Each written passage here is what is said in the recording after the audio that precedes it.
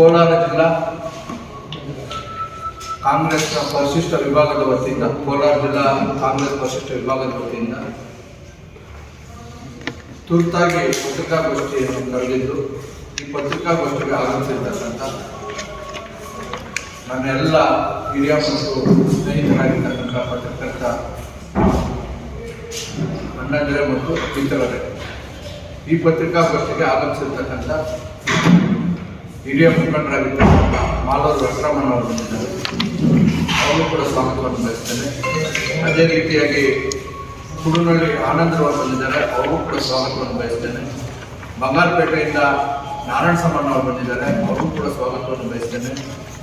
ನಾಗೇಶ್ ಅವರು ಇದ್ದಾರೆ, ಬೈಗಂಡಳ್ಳಿ ನಾಗೇಶ್ ಅವರು ಕೂಡ ಸ್ವಾಗತವನ್ನು ಬಯಸ್ತೇನೆ. ಸಹೋದರ ವಾಸು ಅವರಿದ್ದಾರೆ, ಅವರು ಕೂಡ ಸ್ವಾಗತ ಬಯಸ್ತೇನೆ. ಶ್ರೀನಿವಾಸಪುರ ತಾಲೂಕಿನ ಮುಖಂಡರಾಗಿರ್ತಕ್ಕಂಥ ಯಾಪಲ್ಪಲ್ಲಿ ನರೇಶ್ ಅವರು ಬಂದಿದ್ದಾರೆ, ಅವರು ಕೂಡ ಸ್ವಾಗತವನ್ನು ಕೊಡ್ತೇನೆ. ಗರ್ಡ್ನಲ್ಲಿ ಬಾಬು ಅವರು ಬಂದಿದ್ದಾರೆ, ಅವರು ಕೂಡ ಸ್ವಾಗತವನ್ನು ಕೊಡ್ತೇನೆ. ಅದೇ ರೀತಿಯಾಗಿ ನಮ್ಮ ಹಿರಿಯರಾಗಿರ್ತಕ್ಕಂಥ ಕೋಟೆ ನಾಗರಾಜಣ್ಣವರಿಗೆ ಪತ್ರಿಕಾಗೋಷ್ಠಿಯಲ್ಲಿದ್ದಾರೆ, ಅಶ್ವಥ್ ಅನ್ನೋರಿದ್ದಾರೆ.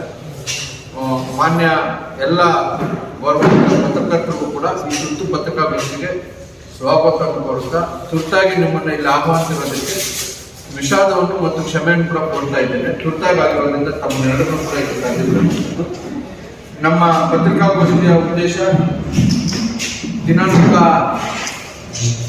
6 ಜೂನ್ 2024ರಂದು ಕರ್ನಾಟಕ ರಾಜ್ಯದಲ್ಲಿ ವಾಲ್ಮೀಕಿ ನಿಗಮದಲ್ಲಿ ಬಹಳ ದೊಡ್ಡ ಹಗರಣ ಆಗಿದೆ ಅಂತಕ್ಕಂಥ ದೊಡ್ಡ ಆರೋಪ ಬಂದಾಗ ಈ ಆರೋಪ ನೈತಿಕ ಹೊಣೆಯನ್ನು ಹೊಂದಿರ್ತಕ್ಕಂಥ ಆಗಿನ ಇಲಾಖೆಯ ಸಚಿವರಾಗಿರ್ತಕ್ಕಂಥ ಬಿ ನಾಗೇಂದ್ರಣ್ಣವರು ತಮ್ಮ ಸ್ವಇಚ್ಛೆಯಿಂದ ರಾಜೀನಾಮೆಯನ್ನು ಕೊಟ್ಟು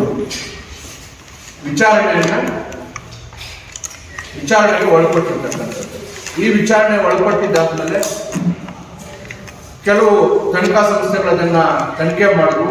ಅದರಲ್ಲಿ ಪ್ರಮುಖವಾದ ತನಿಖಾ ಸಂಸ್ಥೆ SIT ಕರ್ನಾಟಕ ರಾಜ್ಯದಲ್ಲಿ ನಮ್ಮದೇ ಸರ್ಕಾರ ಇದ್ರೂ ಕೂಡ ಯಾವುದೇ ಮುಲಾಜಿಗಳಿಗೆ ಗೊಂದಲಗಳಿಗೆ ಒಳಗಾಗ್ತೀರಾ ತನಿಖೆಯನ್ನು ಅತ್ಯಂತ ದಿಟ್ಟವಾಗಿ ಎದುರಿಸಿ ಆ ತನಿಖೆಯಲ್ಲಿ ಹಣ ಎಷ್ಟು ಪೋಲಾಗಿದೆ ಅಂತಕ್ಕಂಥದ್ದನ್ನು ಹಣ ಈ ವಾಲ್ಮೀಕಿ ನಿಗಮದಲ್ಲಿ 180 ಕೋಟಿ ಫ್ರಾಡ್ ಆಗಿದೆ ಅಂತ ಹೇಳಿದ್ರು. ಆದರೆ ಬ್ಯಾಂಕ್ಗಳ ವರದಿಯ ಪ್ರಕಾರ SIT ವರದಿಯ ಪ್ರಕಾರ 184 ಕೋಟಿ ಫ್ರಾಡ್ ಆಗಿತ್ತು.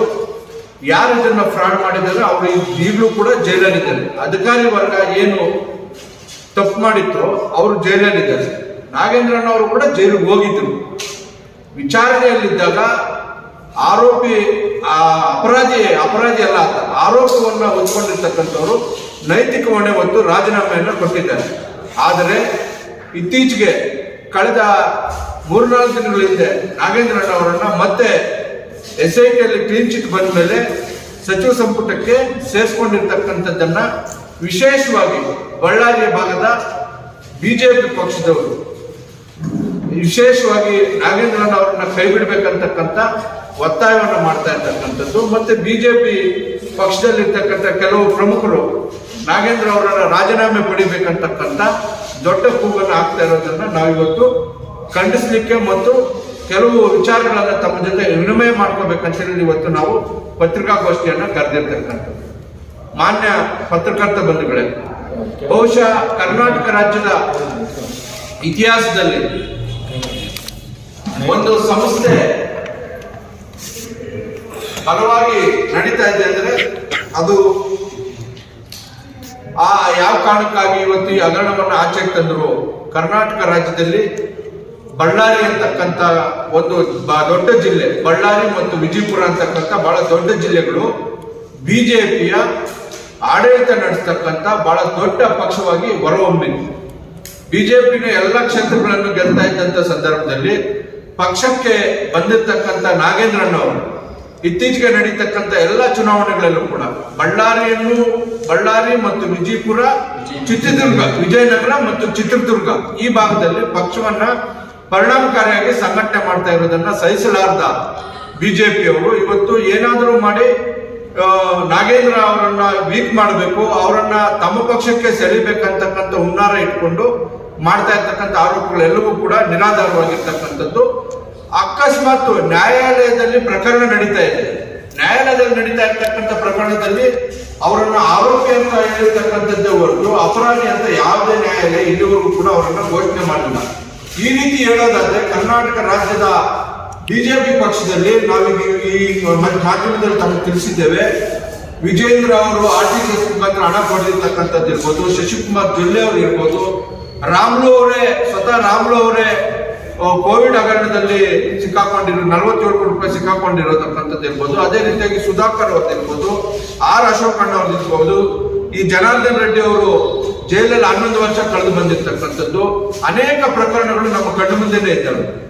ಯಾವ ಕಾರಣಕ್ಕಾಗಿ ಅವರು ಇವತ್ತು ನಾಗೇಂದ್ರ ಅವರನ್ನ ಟಾರ್ಗೆಟ್ ಮಾಡಿದ್ದಾರೆ ಅಂದ್ರೆ, ಮುಂದಿನ ದಿನಗಳಲ್ಲಿ ಕರ್ನಾಟಕದ ಉದ್ದಗಲಕ್ಕೂ ಕೂಡ ವಾಲ್ಮೀಕಿ ಸಮುದಾಯವನ್ನ ಸತೀಶ್ ಜಾರಕಿಹೊಳಿ ಬಿಟ್ರೆ ನಾಗೇಂದ್ರ ಅವರು ಪರಿಣಾಮಕಾರಿಯಾಗಿ ಸಂಘಟನೆ ಮಾಡ್ತಾರೆ, ಪಕ್ಷಕ್ಕೆ ಬಲ ಕೊಡ್ತಾರೆ. ಹಾಗಾಗಿ ಅವರನ್ನ ಪಕ್ಷದಿಂದ ದೂರ ಮಾಡಬೇಕು, ಅವ್ರ ಮೇಲೆ ಇಲ್ಲಸಲ್ಲದ ಆರೋಪಗಳಾಗಬೇಕು. ಇಡಿ ಅವರು ಕೂಡ ಅವ್ರ ಮೇಲೆ ಆರೋಪ ಹೊರಿಸಬೇಕು, ಥ್ರೆಟನ್ ಮಾಡಿ ಅವರನ್ನ ತಗೊಂಡು ಅವರ ಪಕ್ಷಕ್ಕೆ ಸರಿತಕ್ಕಂಥ ಹುನ್ನಾರವನ್ನು ನಡೆಸ್ತಾ ಇರ್ತಕ್ಕಂಥದ್ದು.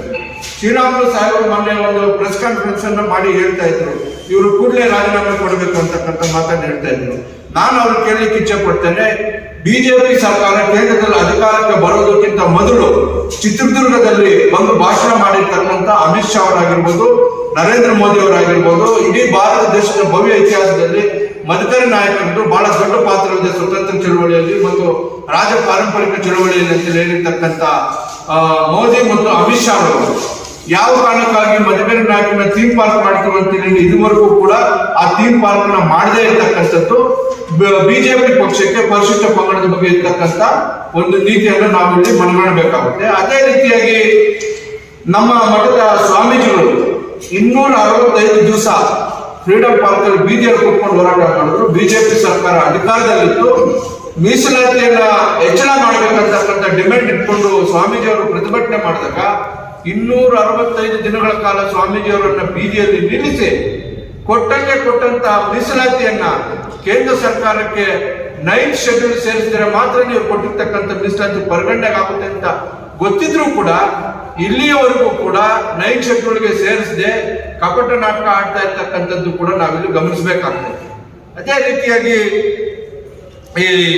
ಈ ಸರ್ವೋಚ್ಚ ನ್ಯಾಯಾಲಯದಲ್ಲಿ ನ್ಯಾಯಾಧೀಶ ಆಗಿರ್ತಕ್ಕಂಥ ಗವಾಯಿ ಅವರಿಗೆ ಚಪ್ಪಲಿಯಲ್ಲಿ ಎಸೆದಾಗ ಯಾವುದೇ ಒಬ್ಬ ಬಿಜೆಪಿ ನಾಯಕರು ಕೂಡ ಪ್ರತಿಭಟನೆ ಮಾಡಲಿಲ್ಲ ಮತ್ತು ಸಹಕಾರ ಕೊಡಲಿಲ್ಲ. ಇದು ಬಿಜೆಪಿ ಅವರಿಗೆ ದಲಿತ ಪರ ಇರ್ತಕ್ಕಂಥ ಕಾಳಜಿಯನ್ನು ತೋರಿಸ್ತೈತೆ. ಅದೇ ರೀತಿಯಾಗಿ ಮಣಿಪುರದಲ್ಲಿ ಯಾರು ವಿಶೇಷವಾಗಿ ವಾಲ್ಮೀಕಿ ಸಮುದಾಯದ ಬಗ್ಗೆ ಮಾತಾಡ್ತಾ ಇರ್ತಕ್ಕಂಥ ನಾಯಕರು, ಮಣಿಪುರದಲ್ಲಿ ಎಲ್ಲ ಇರ್ತಕ್ಕಂಥದ್ದು ಎಲ್ಲರೂ ಕೂಡ ಆದಿವಾಸಿ ಜನಗಳೇ. ಆದಿವಾಸಿ ಜನಗಳಾಗಿರ್ತಕ್ಕಂಥ ಹೆಣ್ಣು ಮಕ್ಕಳ ಬಟ್ಟೆಯನ್ನು ತೆಗೆದು ಮಾನವನ್ನ ಪ್ರಾಣವನ್ನು ಹಾನಿ ಮಾಡಿದಾಗ ಮಾತಾಡದೇ ಇರ್ತಕ್ಕಂಥ ಯಾವುದೇ ಪರಿಶಿಷ್ಟ ಜಾತಿ ಪರಿಶಿಷ್ಟ ವರ್ಗದವರು ಹಿತಾಸಕ್ತಿಯನ್ನು ಕಾಯ್ತಕ್ಕಂಥದ್ರಲ್ಲಿ ವಿಫಲರಾಗ್ತಾ ಇರ್ತಕ್ಕಂಥದ್ದನ್ನು ಕೇಳಿ ನೋಡಿದ್ದೇವೆ. ನಾನು ಮಾನ್ಯ ಶ್ರೀರಾಮುಲು ಅವರಿಗೆ ನೇರವಾದ ಪ್ರಶ್ನೆಯನ್ನು ಹಾಕ್ತೇನೆ. ಸ್ವಾಮಿ, ತಾವು ಬಿಜೆಪಿಯಲ್ಲಿದ್ದೀರಿ, ಬಿಜೆಪಿಯಲ್ಲಿ ಬಹಳ ಉಚ್ಚರಾಯ ಸ್ಥಿತಿಯಲ್ಲಿ ಉನ್ನತ ಸ್ಥಾನದಲ್ಲಿ ಇರ್ತಕ್ಕಂಥ ನಿಮ್ಮನ್ನ ತಾವೇ ಮಂತ್ರಿ ಮಂಡಲದಲ್ಲಿದ್ದಾಗ ಯಾಕೆ ನಿಮ್ಮನ್ನು ತೆಗೆದುಹಾಕಿದ್ರು? ತಮ್ಮನ್ನು ಯಾಕೆ ಬಾದಾಮಿಯಲ್ಲಿ ಸಿದ್ದರಾಮಯ್ಯ ವಿರುದ್ಧ ಕ್ಯಾಂಡಿಡೇಟ್ ಹಾಕಿ ಸೋಲುವಂತೆ ಮಾಡಿದ್ರು? ಬಿಜೆಪಿಯಲ್ಲೂ ಕೂಡ ನಿಮ್ಮನ್ನ ಮುಗಿಸ್ತಕ್ಕಂಥ ಉದಾಹರಣೆಗಳು ದಂಡೆಯಾಗಿದ್ದಾವೆ. ಗಾಲಿ ಜನಾರ್ದನ್ ರೆಡ್ಡಿ ಅವರು ನಾಗೇಂದ್ರ ಅವರ ಬಗ್ಗೆ ಮಾತಾಡ್ತಕ್ಕಂಥ ಒಂದೇ ಒಂದು ನೈತಿಕ ಹಕ್ಕನ್ನು ಕೂಡ ಅವರು ಉಳಿಸ್ಕೊಂಡಿಲ್ಲ. ಗಾಳಿ ಜನಾರ್ದನ್ ರೆಡ್ಡಿ ಅವರಿಗೆ ಇತ್ತೀಚೆಗೆ ಬಂದಿರ್ತಕ್ಕಂಥ ತೆಲಂಗಾಣ ಕೋರ್ಟ್ನ ಒಂದು ತೀರ್ಪಿನಲ್ಲಿ 14,000 ಎಕರೆಯನ್ನ ಇವತ್ತು ಜಪ್ತಿ ಮಾಡಿರ್ತಕ್ಕಂಥದ್ದು ಕೂಡ ನಮ್ಮ ಕಣ್ಮುಂದೆ ಇದೆ. ನೀವು ನಾಗೇಂದ್ರ ಅವರನ್ನ ಟಾರ್ಗೆಟ್ ಮಾಡೋದನ್ನ ಬಿಡಬೇಕು. ನಾಗೇಂದ್ರ ಅವರು ನಿಮ್ಮ ಗೆಲುವಿನಲ್ಲಿ ಅವರು ಕೂಡ ಪಾತ್ರಧಾರಿಗಳೇ. ಹಿಂದೆ ನಿಮ್ಮ ಜೊತೆಯಲ್ಲಿದ್ದಾಗ ಮಾತ್ರ ಸತ್ಯ ಹರಿಶ್ಚಂದ್ರರಾಗ್ತಾರೆ, ನಿಮ್ಮ ಜೊತೆ ಬಿಟ್ಟಿದ ತಕ್ಷಣ ಭ್ರಷ್ಟಾಚಾರಿಗಳಾಗ್ತಾರ. ಈ ನೀತಿಯನ್ನ ಬಿಡ್ಬೇಕಂತಕ್ಕಂಥದ್ದು ಕೂಡ ನಾವು ಮಾನ್ಯ ಜನಾರ್ದನ್ ರೆಡ್ಡಿ ಅವರನ್ನು ಕೂಡ ನಾನು ಮನವಿ ಮಾಡ್ತೇನೆ. ಅದೇ ರೀತಿಯಾಗಿ ಇವತ್ತು